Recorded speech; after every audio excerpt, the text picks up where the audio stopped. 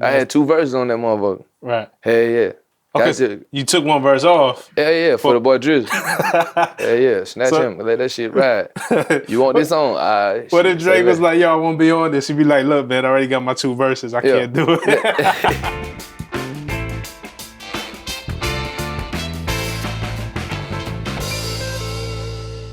What's up, geniuses? This is For The Record, and I'm your host, Rob Markman. Now, this week we're bringing you to Atlanta, right? Edgewood to be exact, man. There's no secret that there's a ton of the heat coming out of ATL. When you want that raw, authentic street, I mean, there's only really one place to go, man. So he has a new album out. He linked with Mike Will. It's called Edgewood.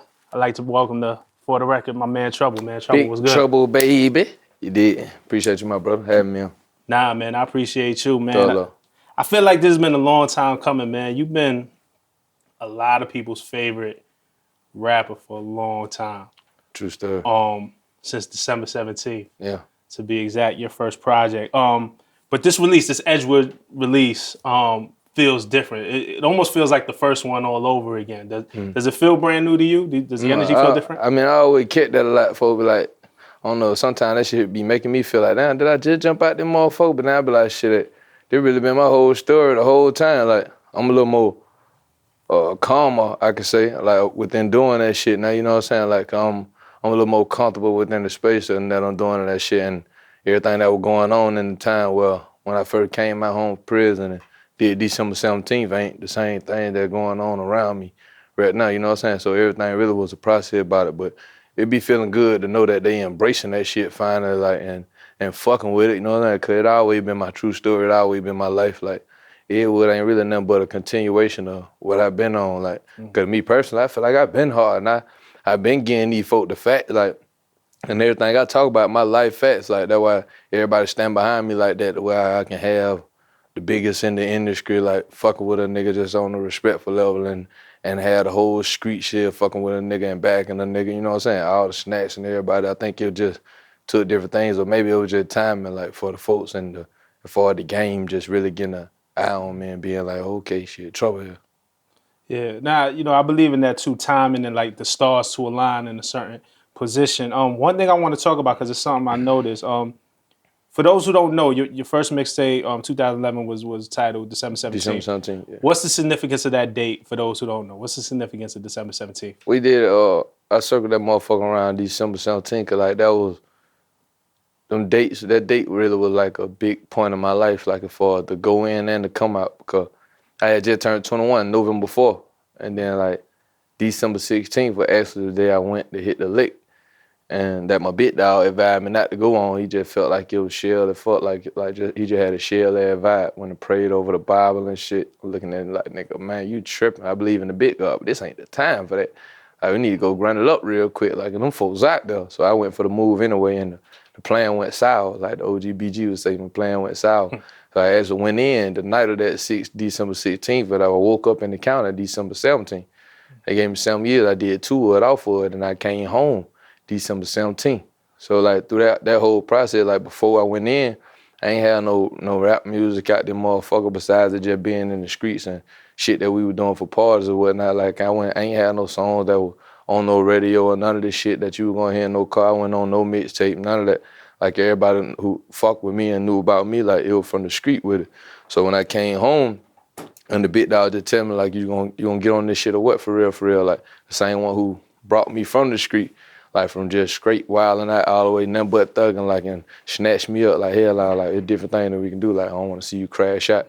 Like, it's the same one that was there for me when I came home. Like, so they took me straight to a studio my first day. I got to loading up, doing music and shit.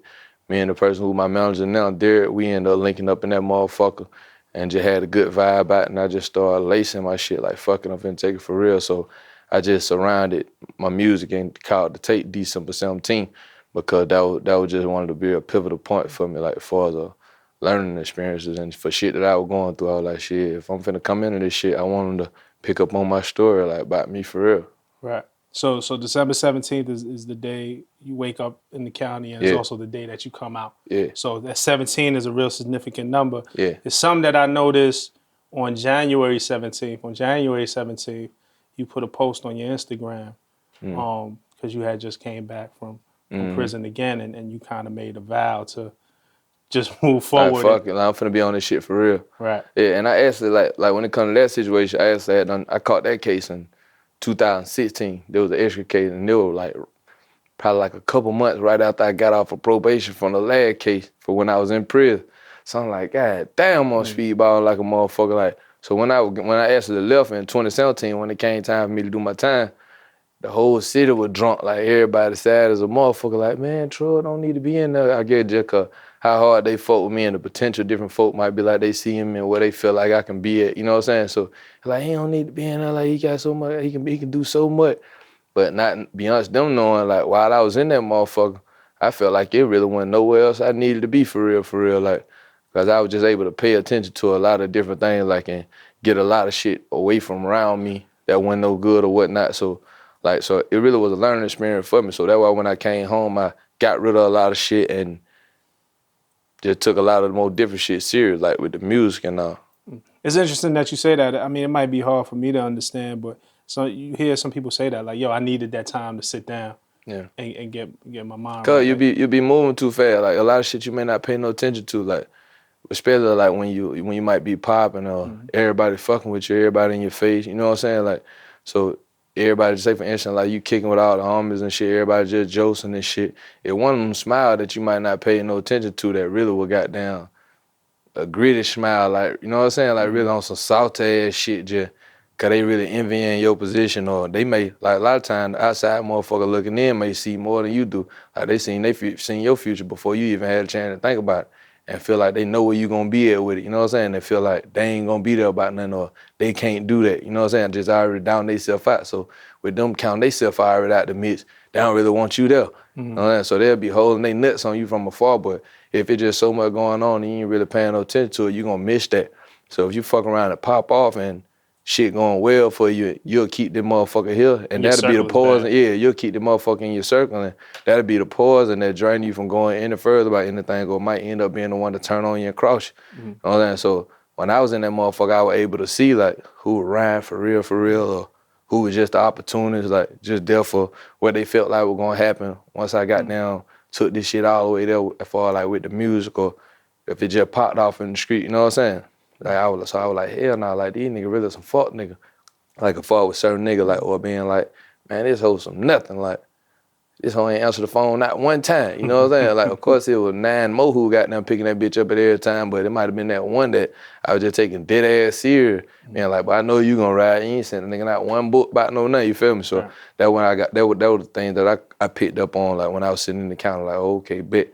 And then at the same time, it just kind of showed me, like, to start kind of slow rolling, like, and just to start taking my time versus speedball, cause it wasn't no way, like, no way in motherfucking world, like, I should have been trafficking or having nothing on me about no nothing, like, but I got 1,000 young niggas, like, I can get these niggas something, let them go make their issues off for it to go twerk, if that was gonna be the case, as far as me being involved about something, you know what I'm saying? So I should have never even been involved for real, as far as being hands-on. That could have been the time that nigga could have been in the studio or made a banger, you know what I'm saying? So I started looking at it like that, like, man, fuck all that shit. Like, maybe I need to subtract some things. Like, if I want to do something different or I want to get some extra shit, maybe I got to do some different shit. And that came from one of the conversations that I had with one of the OGs. Like, shit, you gonna be in the same place for forever, bro, as long as you keep doing the same old shit.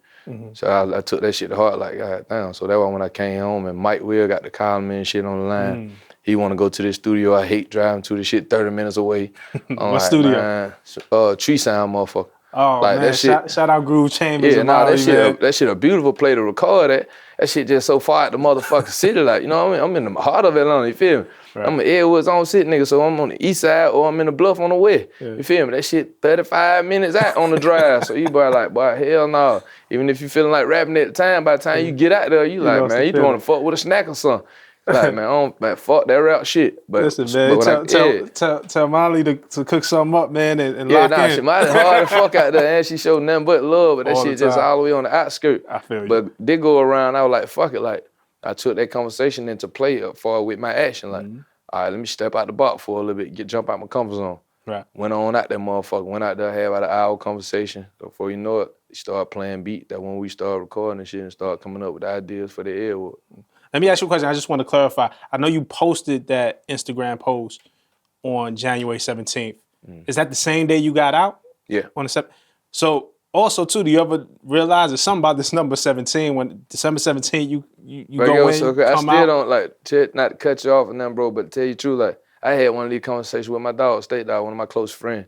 I don't know the answer for that right now, but it's definitely something that hit my head. I was like, what's up with this 16, 17 shit? Like, you know what I'm saying? Like something always going down on the 17th or the 16th around there. Like, you know what I'm saying? And I know I believe in the way, like, I trust in the big God with all my heart, all my soul, you feel me? But so I look at that shit like if you got the whole world in the hand, you gotta trust in him more. And if it's a plate of clay though, you gotta give the niggas time to shape that shit on off. Like for some reason, as he doing all this shaping, a lot of time, different things that's important for me end up happening around and on them same dates. So I ain't got a chance to really figure it all the way out yet about no nothing. Maybe I won't until I end up sitting down with him, you know what I'm saying? Or that day end up coming for when he called me on home and then being able to be like, oh, okay, you know what I'm saying, to see what's going on with it actually for real. But that is something that I don't pay attention to. So I don't know what it is. I'm just trying to make the best out of this shit. I feel you. You mentioned Mike Will, man. You know, he's a guy, a friend of mine, somebody I know for a long time and been a fan of. In the midst of him having records on the charts, you know, Ray Shremmer, Black Beatles, you know, Yeah, Beyonce records, most definitely. Rihanna records, anybody you could think of, the Everybody. biggest of the big, Yeah. he gets on my line and so excited about Trouble. You know what I'm saying? And the work that he's doing with you. So, you know, when the homie talk, I listen. You know, Yeah. if he sound excited, I'm like, something must Yeah, be like something coming. going on. What led y'all to linking up for real? Because obviously y'all have known each other Yeah, for like there years. was a lot of folks don't know though, like me and Mike been rocking for years, you know what I'm saying? Like on the cordial level and been buddy, like, you know what I'm saying? Like he never had to be none of that best of butt ass shit where he up under my ass chasing me or me up under his chasing him about no nothing. But besides us being partner, he always done believed him, and there was before him and nigga like Future them end up going to the top of the game about shit, you know what I'm saying? Cause during them same points I was around. And Mike would actually be on my line like, bro, pull up to the studio. They were going in like a motherfucker.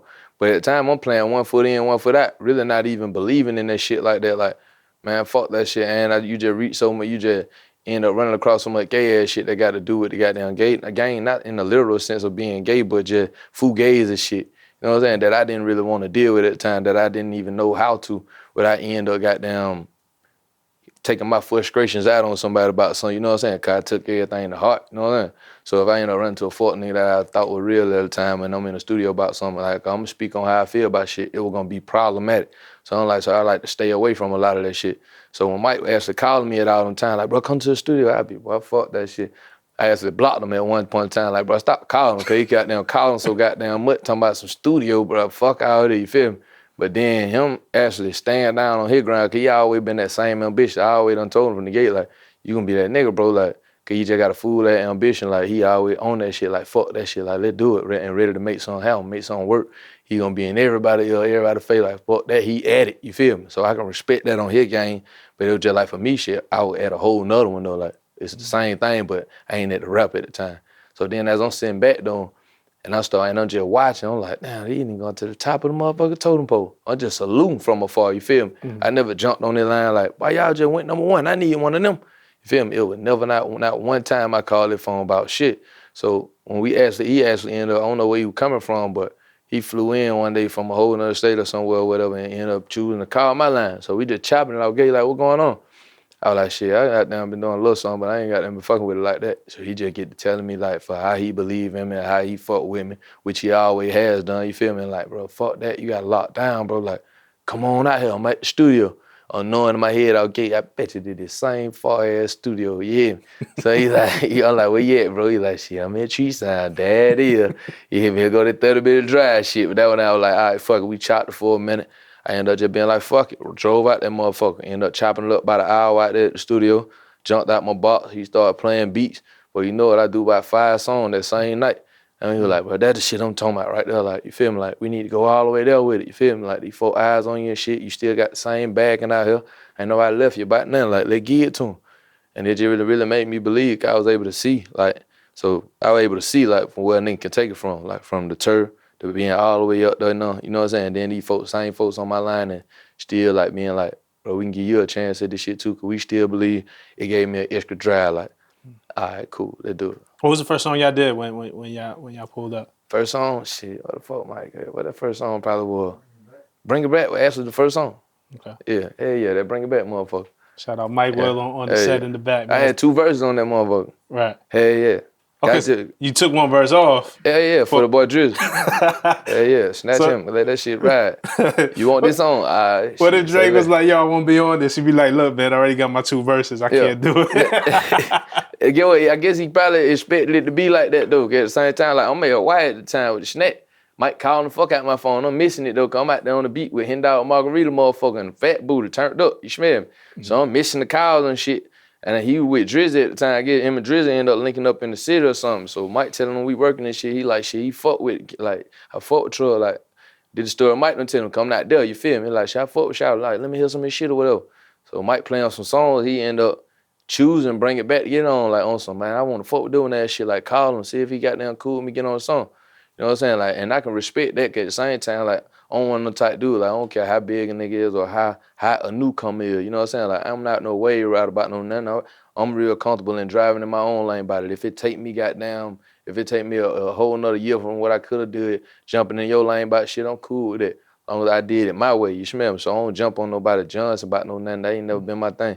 So when he got down, Shouter end up fucking with the shit or whatnot. Just cause Mike told him like shit, hell yeah, it's cool. But he hadn't even talked to me yet. You feel me? He ain't even talked to me like, hell yeah, just fuck with it. Got there go it is. So Shouter done went in. When I get back in the city, I like shit, pull up on him. I don't think we finna start some new shit. 'Cause I just like record soon when I get in. I got so many stories in me, so I just like to get them motherfuckers out. That's why I vent off it like when I'm in the studio.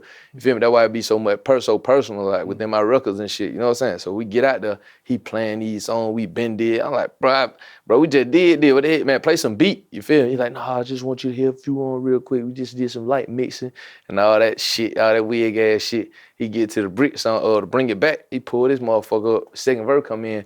I'm actually looking at him hot. Cause it ain't my verse, you feel me? I'm like, fuck you don't put on my song for real, you feel me? Like, bro, I know you ain't started this weird ass shit, you feel me? Like, you tripping. I like, man, that nigga on some weird shit. But as I keep on listening, as I'm looking at him like this, like, I keep listening, I end up peeping Shouter voice.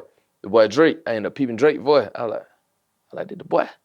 They over there like, him awesome over there, hell yeah, Shouter done went in. I was spitting that shit back real quick, not him going all the way in. Oh, man, what buddy number is, man? Call buddy, man, let me holler at buddy, feel me? I was just looking at it like now, like, you all the way at the top of the game, like, so you don't owe me shit for real, like, at the end of the day, you know what I'm saying? Like, nobody do. So for you to reach out, first of all, if you even know about a nigga, period, like, of course nigga know about me in the street, but for you to know about my music and shit, like, and then to want to fuck with it, without me goddamn, and to give you anything or any of this extra ass shit, I was like, boy, that respect right there, like, that love, you know what I'm saying? But I just still wanted to get him on the line versus just being straight that. Like, yeah, nah, let me tell you this. Mm-hmm. You know what I'm saying? But now, you know, what Boosie say, nigga, bump your shit, won't even holler at you. Now, bump your shit, nigga, I'm gonna holler at you. You feel me? So I'm gonna holler at a nigga, I'm like, yeah, nah, let me chop it up. So when I finally chop it up with a nigga and shit, it was just a genuine conversation, a boo conversation. Then we finally linked with his idea about doing the video. He like, shit, I'm finna get ready to go on tour and shit. Like, let's knock the video out. Nigga, let's get it. You know what I'm saying? So when I finally push up on him, he ended up being like one of the bullets of the bullet. You know what I'm saying? Cause a lot of these dudes, that shit just be so full, like you don't even feel these niggas. Like, man, hell nah. That's a dope ass story, man, and a testament to you. You know what I'm saying? I mean, Drake too. Drake is really knows who to mess with at the top of the charts and really on the underground too. He always manages to keep a foot, I feel like, in both worlds. Yeah. And you know, it's a testament to you because I think as much as it does for you, is no disrespect to him, but it also keeps him on in the street level too, while he got one at the top of the charts with these guys playing right now. You know what I mean? The Weeknd as well, you got a Weeknd collaboration. It's a huge collaboration that, you know, come through this record, and we talked about it a little bit before this. For sure. But this is not, you know, you working with the biggest artists in the game and transforming who you are. Like, they're coming to get on the Trouble record. Like, the Come Through features the Weeknd, but it's not you on some lovey-dovey. Yeah, exactly. But I think at the end of the day, like when it comes to that, like I think I already off gate, like they know I'm gonna stand on what I believe in. So they don't even be approaching me with none of that fool shit for real. Like, we need to do it this way or trying to change my man, nothing about no nothing or trying to manipulate me to. And And it could end up, what you talking about could end up being a #1 record. Like, but if that not me, I'm finna chase it about no nothing. Hell no, I'd rather tell my story and these folks end up picking up on what's going on with me for real. Like, the shit that I done seen and the shit that I want to express, you know what I'm saying? The feel that I want to give out to these people, you know what I'm saying? So when it came to the come through, I not come through out completely by myself off gate, like the fastest way. And that was one of the beats that he finna scroll past, you know what I'm saying? But I just caught a feeling from it soon as 30 and Mike Will them in there playing that shit. I'm like, go back to that shit. So he played that motherfucker all gate, I lace it. But then Mike already in his head, he just be so creative in that motherfucker too. He wanted to have a single nigga on the back. Like, you tripping, like hell nah. Like I think he finna fuck my wave up. I'm like, hell nah. I said, hell nah for the longest. Like, no. Feel me? But the next day, but young folks knowing, like, me and Weeknd actually been having a relationship for like 6 years. Like this been my dog since he first did his first show in Atlanta, you feel me? They ended up calling my manager and shit, cause my manager knew they manager at the time. He called, he like, Weeknd wanna link with Trouble, whatever, woo. I'm like, I ain't even know who the hell he was at the time, you feel me? I was like, shit, what you mean what we doing this weekend? Like, you know what I'm saying? Like, I ain't doing shit this weekend. He like, nah, like, he like, nah, this nigga got that popular ass psychic shit, like got that, like some Michael Jackson shit. I like, for real? I was like, that hard though. I was like, shit, let me see how the nigga rockin' first. Like, let me hear some of his shit. Played some of his shit. And I was like, shit, we can pull up on them nigga. I pull up to the show and shit, and the nigga was just cool as fuck. Like, he drinking yak like I'm drinking yak. We back here perked up and shit, you feel me? I like, fuck this nigga, he just a good ass singer, you know what I'm saying? But he regular dude, I can fuck with him. So, like, you know, throughout that whole time, when everybody found out we chopping and shit, cause every time he'll come down here, they call my phone and link with me, so I'm sliding these niggas around and shit. Everybody on my ear, man, you need to get him to do a song like, hey, y'all, he fucking with you, y'all need to do one. He too hot. Fuck all that, bro. Like, let that shit happen how it gonna happen. I'm not finna be on no nigga coattail about no shit, cause I just be imagining and put myself in different niggas' shoes, like, for how many niggas coming at you like that, like, bro, let's get one in. Just cause how they know how hot you is and all this shit. And that was the way you riding is. You feel, I'm like, hell nah, I'm either allowed to us be in the studio one time or something, that shit end up happening, I hear one and I start fucking with it, and then we go from there. Or he end up coming to me and being like, hey, let's do something, ass shit. You feel me? Like, I wanted it to be natural. So that's why I was like, hell no, I just kept our relationship cool. And that's why when the come through ended up coming around 6 years later, I laced that bit, he ended up just coming to the same studio. And when he come through, that motherfucker Mike like, shit, Trouble, and that motherfucker working right now. Like, and I really had an idea, I want a song out there, I want you to get on for him. He like, yeah, like, I fuck with Trouble, where he at? He come through the net room, we end up vibing to that bitch all gate, just all live together after we chop it up for a little bit. He go straight in the goddamn booth and just start lacing that motherfucker, the vocal behind that bitch, just going in. It was never no shit. He never came in that motherfucker like, nah, we need to do it like this, but I don't know about this, Trouble. You know what I'm saying? He ain't kick none of that. He just was like, this is crazy. Like, I'm ready. Pull it up. That motherfucker up went crazy, and there you got it. Come through. A really dope song off the project is Real is Rare. And I think the song gets even better when you watch the video. Yeah. I felt like in the video, man, you really had a message. I mean, because the video kind of questions like the role that social media plays in the street and what people do for clout. I just want to know what it was that inspired that. Like, what set you off to want to tell that story the way that you told it? I mean, at the end of the day, my story ain't never really changed about no nothing. Like, I always give out, whether it's the youngers or the OG listening to me, I'm gonna give you both sides of things, you know what I'm saying? So like, and leave it up to you at the end of the day to make your decision, cause we all grown and fuck. But sometimes like when they young nigga, like I'm a voice for the youngest for real. Like they look up to me ass shit. So I don't be wanna stray these nigga just on no crash dumb ass shit, like for real. Cause that just like one day, for instance, like we first finished shooting the video and that bit was done. I pulled that bitch up in my studio. So I got wise guys in there motherfucker. And then I got goddamn young jerks who I gotta goddamn just guide through for real, cause they just ready to crash out, cause that's all they know coming from the project, you feel me? So when I first showed the video, and I'm just waiting to hear what niggas saying. First, you got one side nigga like, bro, Troy, that shit deep as fuck, bro. Like, that shit make you real think, like, cause nigga just be buried into the Instagram ass shit and shit. One nigga leave one comment, he might not have goddamn 0 follower or 20 follower, but he following 5,000 folk, he don't left a comment on your shit. Pussy ass nigga, I get at you.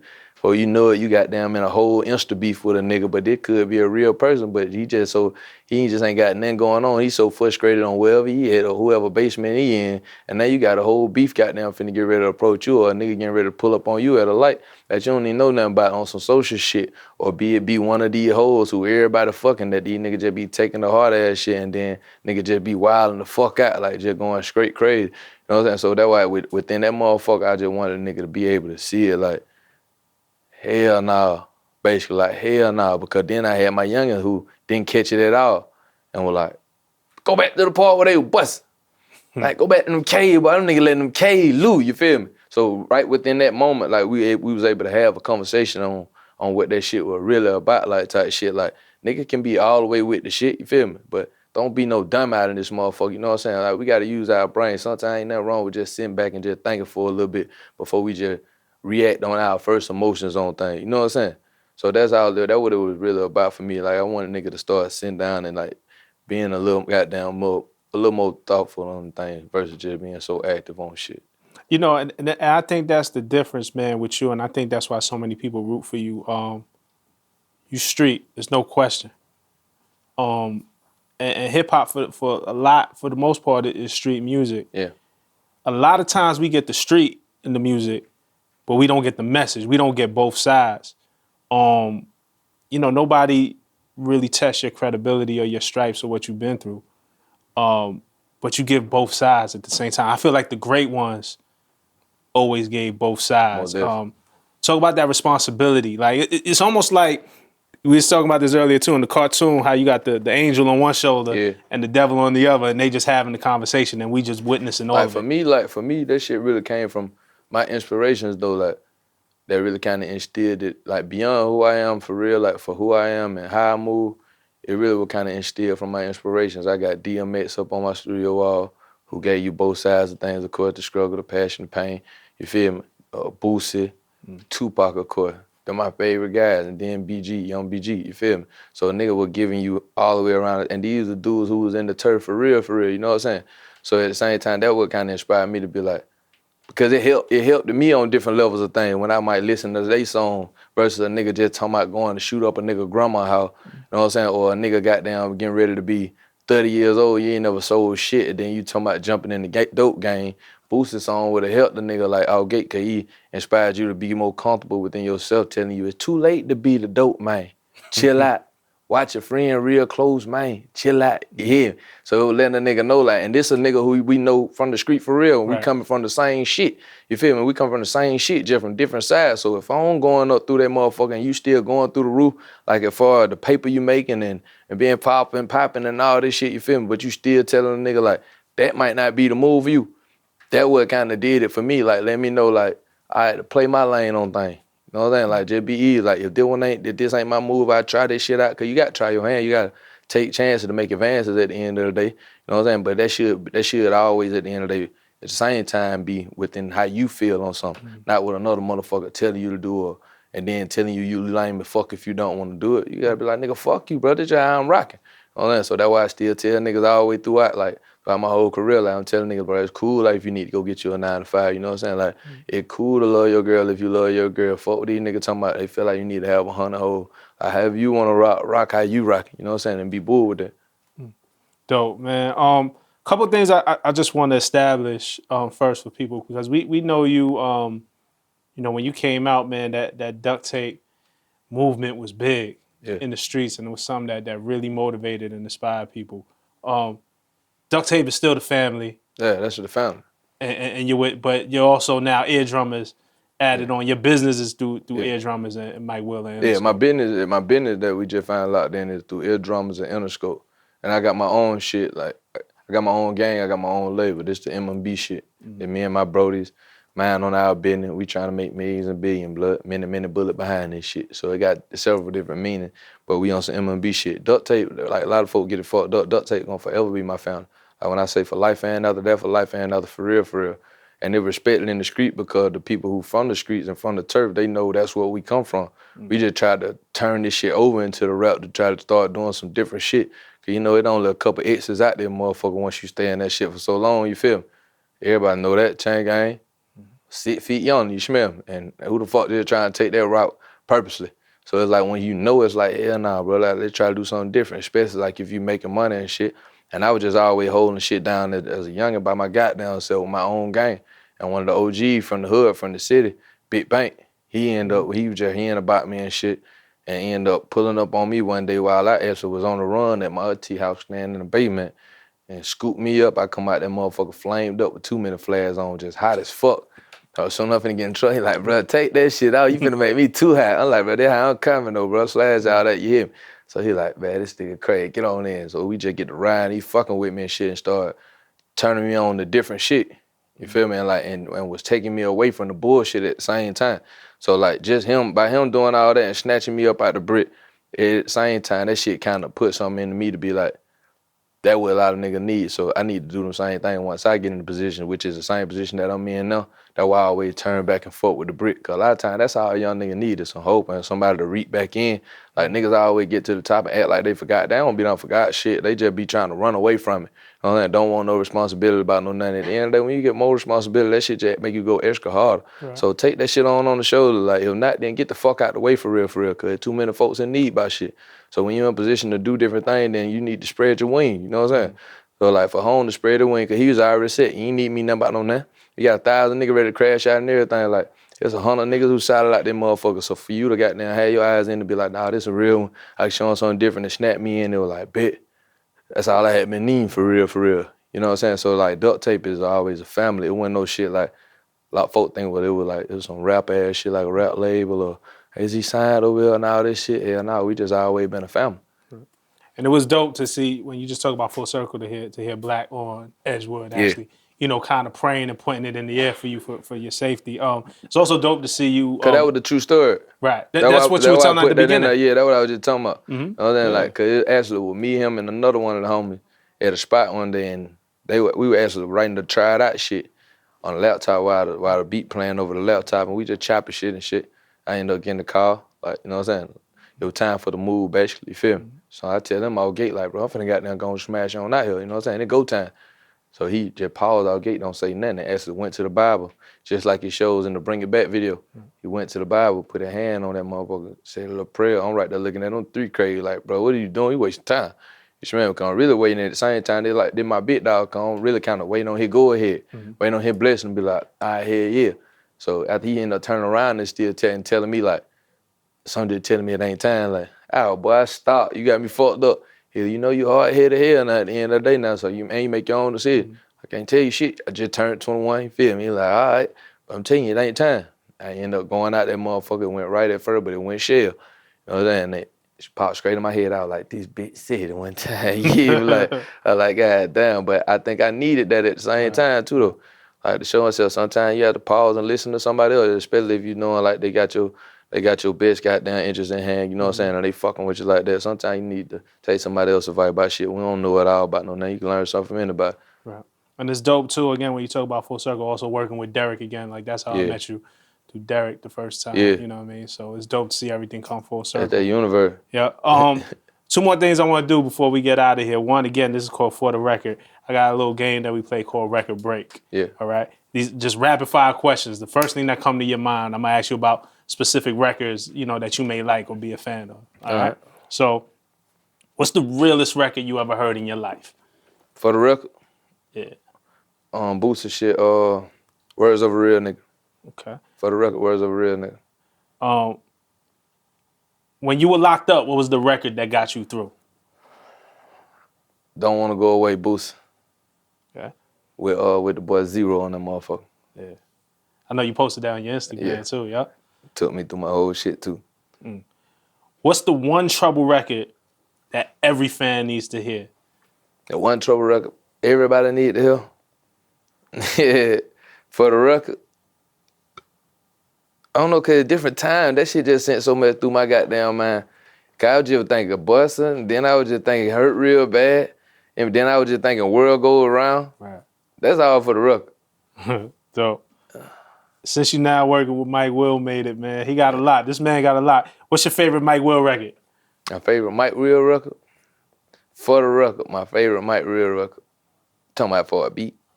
Yeah, a beat, song just he had something that to he do with. produced that he had his hand in. Yeah. That's just your favorite. Mike Will got too much shit though, man. I go goddamn though, man. Mike Will got too much smoke, man. Yeah. Probably probably come through or my boy or something. Like Mike Will got too much shit, bro. Everything. Smoke fest. Okay. For the record, a smoke fest. What's the best record out right now? Anything except yours. Your favorite record out right Beside now. my shit, the best record. On what level though? Just period, some club shit, some deep shit. Just the New shit, the thing old that you shit. jamming to right now. New shit that you jamming to right now that just puts you in the best mood. I'm always on that player fly. Okay. I ain't gonna lie, for the record, Ghetto Eye.